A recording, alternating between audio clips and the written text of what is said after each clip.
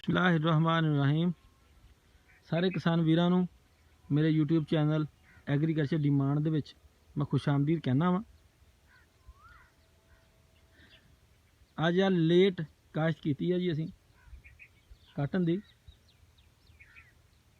इत्थे पहले एक देसी ड्रिल की सी, गर्मी ज़्यादा सी तो इस तो वो जम्मी नहीं, सड़ गई, जम के सड़ गई देसी। ये अता सीड वाले की वैरायटी है, ए 710 के नाम तो सुनिया वा, बहुत अच्छी वैरायटी है। 10 किलो फी किले के हिसाब न असी प्लांटर ना घेरिया वा। गर्मी है, अगाऊ पूरा होवे। लेट काश्त